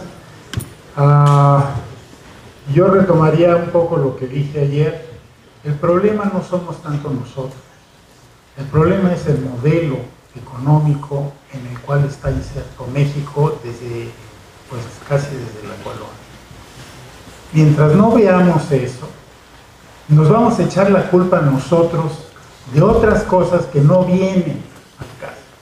O sea, ese modelo de la dependencia de la CEPAL de los años 50 evolucionado, porque ahorita ya hay más cosas.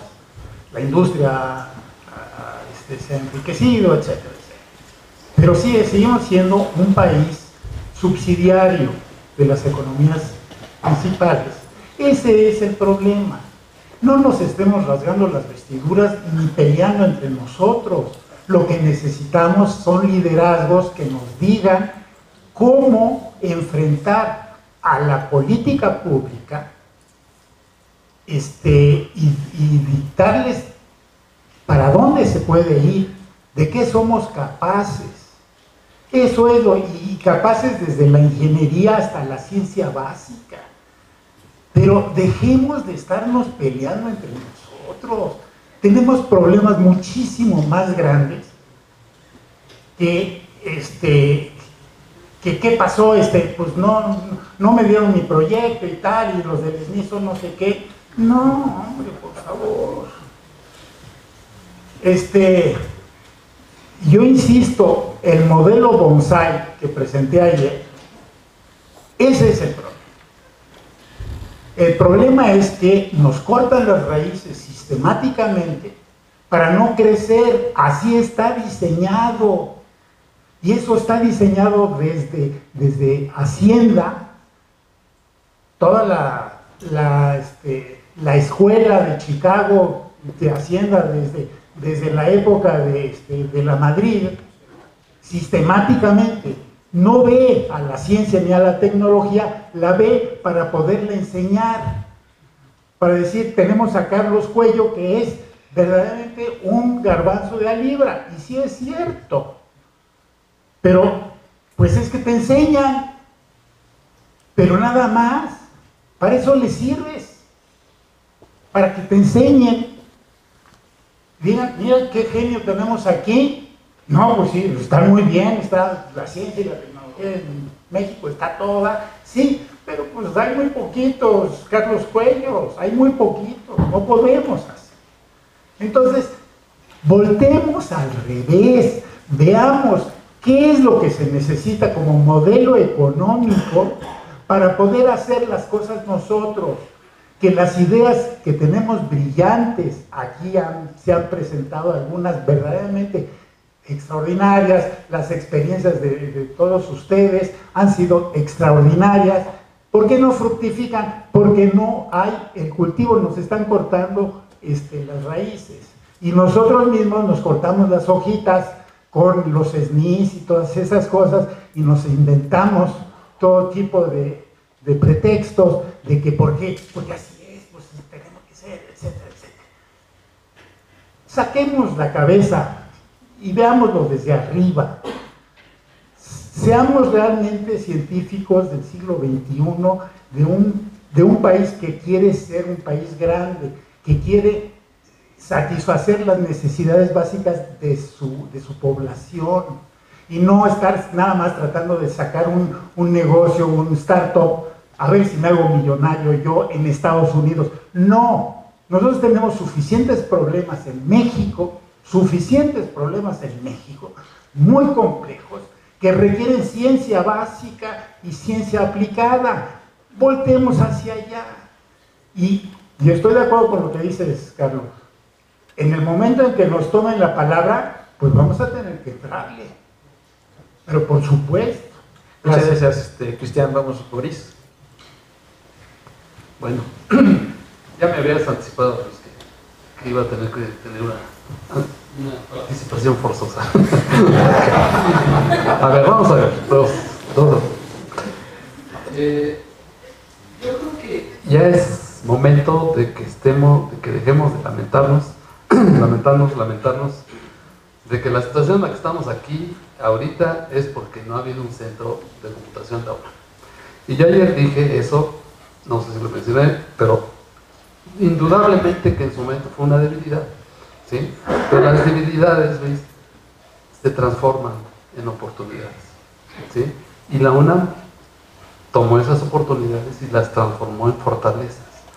Y si no fuera por eso, no teníamos gente tan brillante como tú, como Pilar, como Jesús, que se acaba de sacar el segundo premio en robótica en el Robocop, ¿no?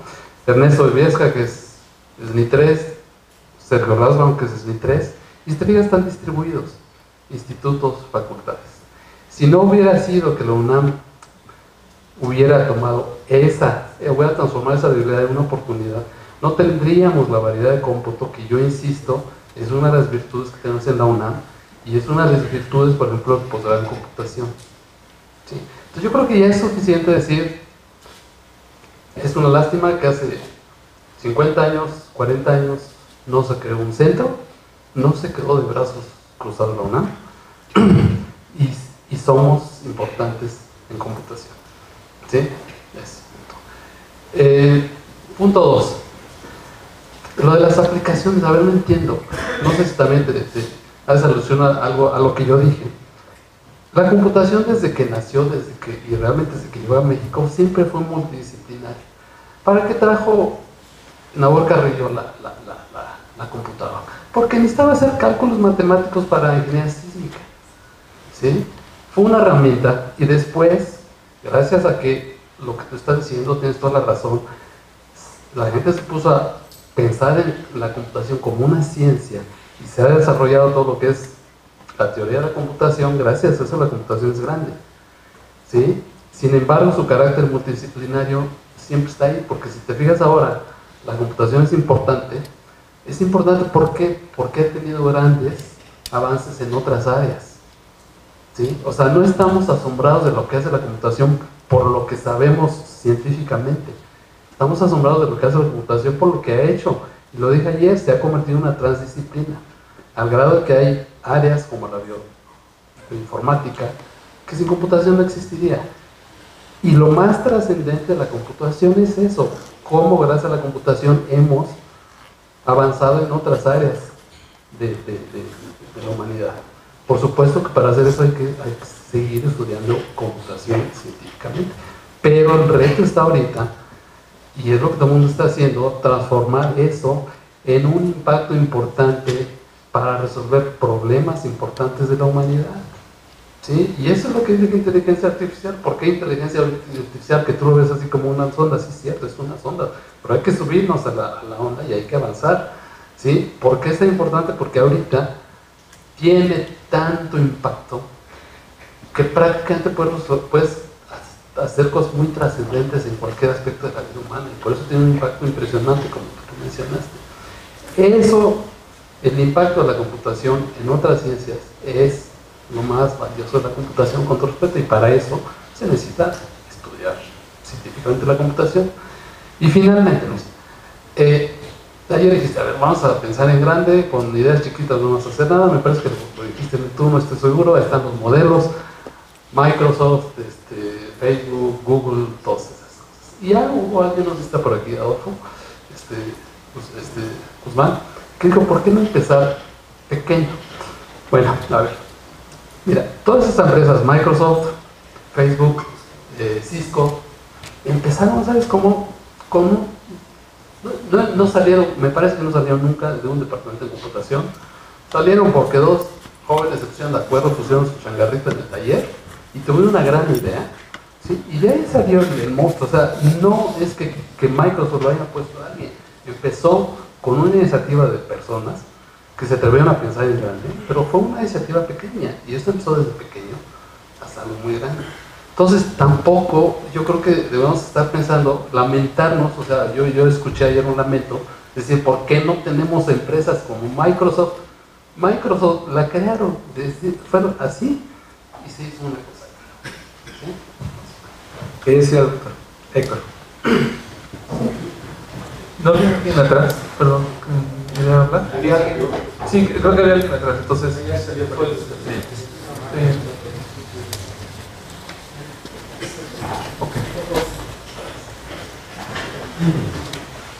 Bueno, gracias.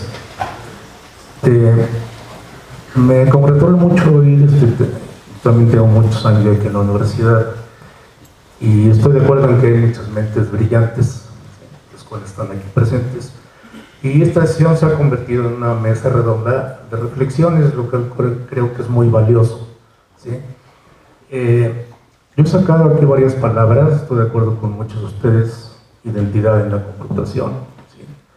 La distribución en la universidad para salir aquí, el modelo bonsai, pero me parece que necesitamos entre nosotros como comunidad y aquí mirar o atender hacia los problemas nacionales, pero yo creo que no entendemos algunas de las cosas que en otros lados se entiende. Yo ayer citaba un poco, también hablaba de las aplicaciones, en particular Alemania, me llama la atención porque muchas universidades se llaman universidades de ciencias aplicadas. Tú conoces muy bien a Raúl Rojas, Luis, el trabajo de él, entonces yo creo que falta una palabra, y entre el puente que habló Jesús Savage y lo que dijo Ernesto, el generar conocimiento tiene que prevalecer, ¿sí?, como algo primordial, pero ese puente entre llegar de generar conocimiento a que tenga un impacto, que es la palabra que nadie ha dicho ahora, si era que fuera, es el que nos falta, es el que dice Jesús, ¿sí? Y dentro de las comunidades académicas, todo estar dejándonos de pelear y todo, que si alguien es básico, que alguien es aplicado, que si alguien es tecnólogo. Yo creo que así como hay mentes brillantes en esta universidad, hay muchos técnicos brillantes, ¿sí? Y cada que se necesita hacer un demo de calidad, pues llaman a los tecnólogos para que los hagan, ¿sí? Entonces, yo creo que es el momento en esta mesa de reflexiones, yo la llamaría más así, de llegar a ese punto, ¿sí?, esa cohesión de la que habla Carlos Cuello. Entonces, yo creo que hay una serie de palabras que se han citado en esta reunión que nos va a dar un objetivo que ojalá lo logramos cumplir. Gracias. Diría entonces, Héctor. Sí, muchas gracias. Gracias a la mesa por los temas y por la reflexión. Me gustaría dar 2 puntos. No he mantenido el margen de la mesa anterior y de esta, pero me gustaría hacer 2 comentarios, sobre todo dirigidos a los jóvenes.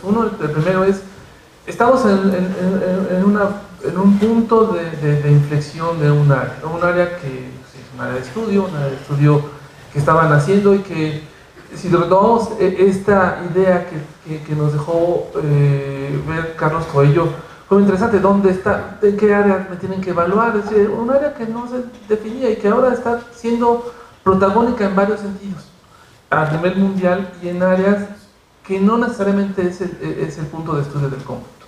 Son áreas que usan esto, pero pretenden también muchos, o plantean problemas que no se han pensado en el cómputo. Y son muchas cosas que hay que reflexionar al respecto, que son grandes retos. Y en ese sentido estamos en un punto de inflexión. Yo creo que lo pondría ahí para la comunidad, el hecho de perdernos en espejismos de centros o no centros. Creo que más bien lo que requerimos es liderazgos formales y establecidos, y el respeto entre nosotros como comunidad académica. Es decir, de tener este respeto, de aceptar quién es una persona que ha impactado, que tiene grandes logros, más allá de que si es teórico, es práctico, es verde, es rojo, viene del norte, viene del sur. Eso no importa. Importa la calidad académica, y la calidad académica desde ese... Alguna vez reflexionaba, como mejor que tengo un muy buen amigo mío que está aquí presente, lo reflexionaba como veíamos esta idea del continuo que se mencionó, que se puede hacer en los países desarrollados, como ese gran césped, donde un césped de fútbol todo es verde, verde, verde, verde, y México pareciera como un campo de fútbol llanero donde hay zacate en algunos lugares y la mayor parte es árido, ¿no? Bueno, a ver, en ese sentido reconozcamos quiénes estamos formando y quiénes somos, y eso no se requieren centros o se requieren cuestiones administrativas, se requiere el reconocimiento y el respeto académico. Y puede ser alguien que vaya a la industria, que tenga colaboraciones muy fuertes, puede ser alguien muy teórico, pero lo importante es ese respeto académico. Eso creo que es la gran enseñanza que nos han dejado grupos académicos interdisciplinarios que han precedido en otras áreas, como la química, como la física. Y que las grandes crisis que han vivido también en matemáticas han sido por esto, y de grandes matemáticos me han dicho, de repente pierde esto por la falta de liderazgo en ciertas generaciones. Si eso no lo tenemos claro, que es generar, no solamente formar a gente, y a gente de gran calidad, sino gente que vaya a ser líder en nuestras áreas, desde ingeniería en computación o informática hasta ciencia de la computación o matemáticas aplicadas. Pero debemos estar pensando en esos grandes liderazgos que van a tener que impactar a nivel mundial, pero también a nivel regional, y reconocerlos y respetarnos. Si no hay eso, entonces el tener, viendo esos espejismos de generar o no generar estructuras administrativas, pues van a ser huecos, o, perdón por decirlo de otra manera, van a ser elefantes blancos que al final van a ser cubiertos, y eso sí lo digo lamentablemente, por gente que solamente busca un enriquecimiento y que no aporta a la comunidad. Ese sería el gran punto, que no hay que caer en ese espejismo, según mi personal y muy humilde punto de vista. Es esa falta de liderazgo que tenemos que ir cubriendo y formando. Y en ese sentido es el gran reto, jóvenes. Y a eso me refiero, a los jóvenes que están aquí. Porque no, como alguien le oí decir, una socióloga, muy interesante, los jóvenes no son el futuro, los jóvenes son el presente. Y se deben dejar ese espacio, discutiendo y contraviniendo a los adultos o a los ya formados, porque son el presente. Solo mi reflexión. Muchísimas gracias. Bueno, muchas gracias. Vamos a terminar con cerrar cada uno de los panelistas un minuto para el último comentario, si gustan, y terminamos por el tiempo. Sí, yo insisto, tiene que ver mucho en la formación, desde que somos niños hasta que ya somos adultos formados con doctorado, no doctorado, en cualquier área de conocimiento. Lo que tenemos que hacer es aprender a no ser egoístas, a no buscar nuestro beneficio propio, y aprender a colaborar, a ser humildes, y si yo necesito de algo para poder hacer un proyecto grande, ir y pedirle ayuda. Creo que es uno de los objetivos del Centro Virtual de Computación, y por eso justamente este tipo de actividades, en donde cuando nosotros salimos y ya vimos lo que está haciendo un compañero, es ir a acercarnos a él y decir, oye, yo tengo un proyecto, pero lo tengo mucho, me falta este tipo de situaciones y tú me puedes ayudar, ¿por qué no colaborar? Independientemente de que si nos van a dar una promoción, o si somos nivel SNI, o si nos van a dar un premio. Creo que es más el trabajar juntos con lo que tenemos, sí, tienes razón, pero trabajar juntos, colaborar para sacar también proyectos grandes y que realmente la computación tenga un impacto. Y el que se genere un centro, eso va a ser después, porque vamos a generar tal impacto que entonces va a surgir la necesidad también. Solito se tiene que dar, al menos es mi esperanza.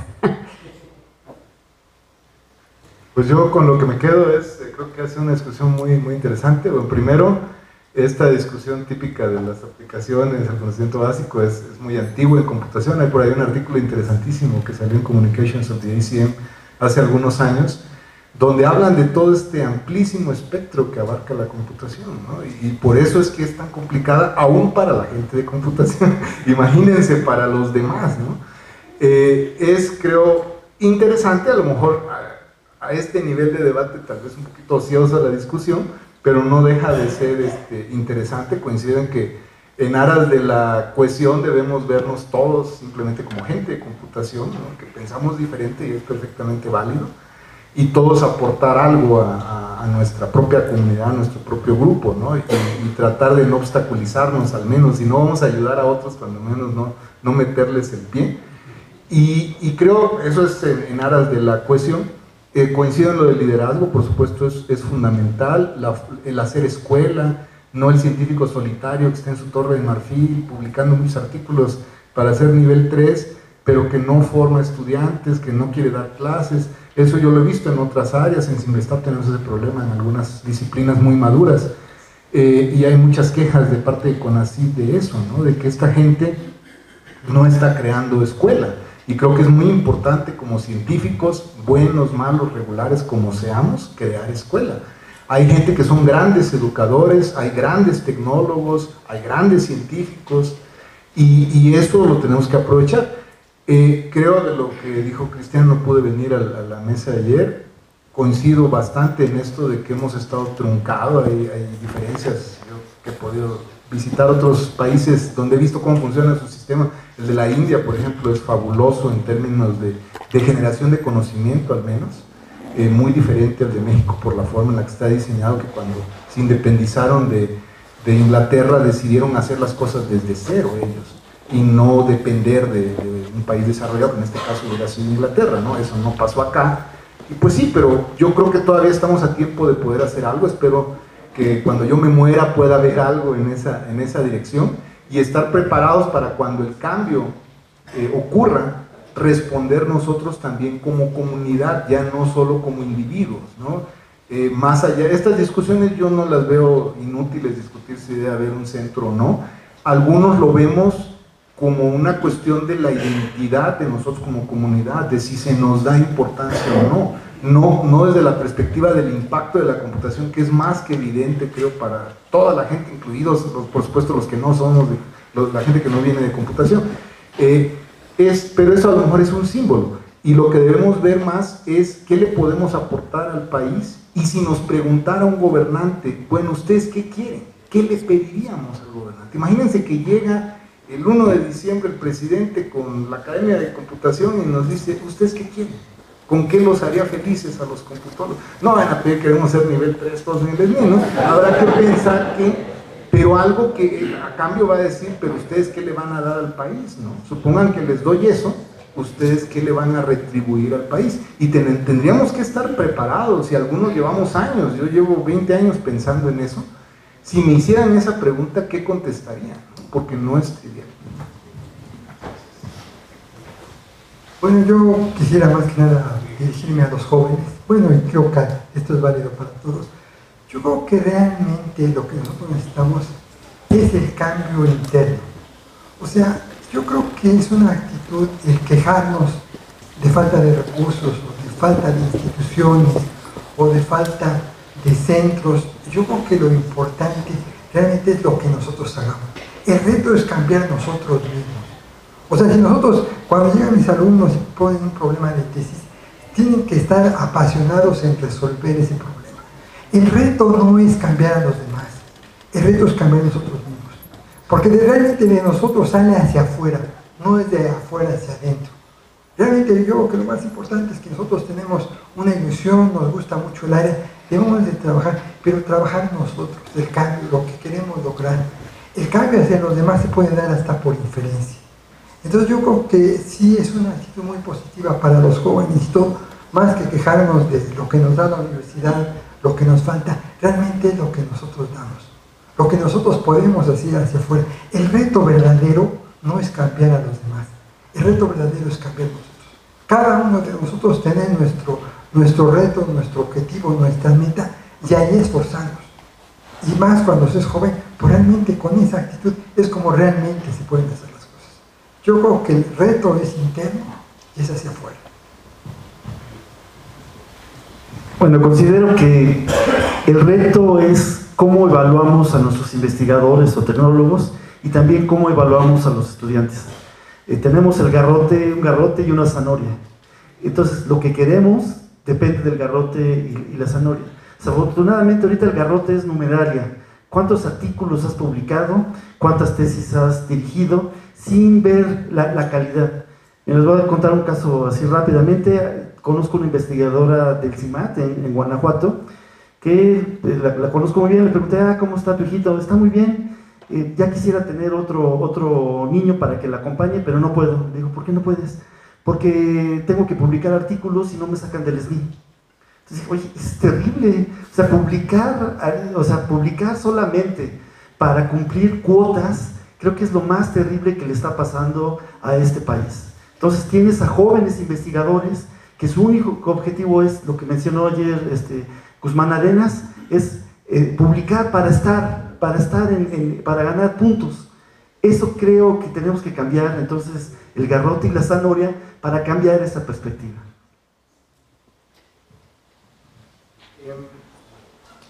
Nada más quiero decir, no es lamentarse, sino es crítica y autocrítica.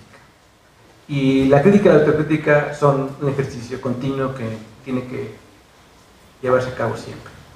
El colonialismo hoy en día es cultural, es intelectual, es con el conocimiento. Y la única manera de ser soberanos es respondiendo con conocimiento, respondiendo con tecnología. En ese balance de lo que recibimos y lo que regresamos al mundo, es en ese balance en el que somos soberanos y superamos ser un país colonial hoy en día. En la UNAM podemos decir cosas y seguimos siendo amigos. Lo importante son las ideas, que tienen que estar en constante análisis. Nunca la crítica es sobre las personas, es sobre las ideas, porque así construimos nuestra agenda. Y finalmente, nada más, en relación a la cohesión, pues fundamos la Academia Mexicana de Computación justamente para cohesionar a la comunidad a través de la vida colegiada, la vida académica, y también para tener un foro de discusión de excelencia computacional para fomentar la soberanía nacional a través del conocimiento computacional. Están invitados todos aquellos que todavía no se han sumado, porque sí, cohesión y soberanía son dos puntos esenciales que están detrás de toda la cuestión de la tecnología, la ciencia y la tecnología en México. Y pues muchísimas gracias, espero que haya sido entretenido este panel y sea útil para sus reflexiones. Y pues muchas gracias a todos los panelistas por sus intervenciones. Pues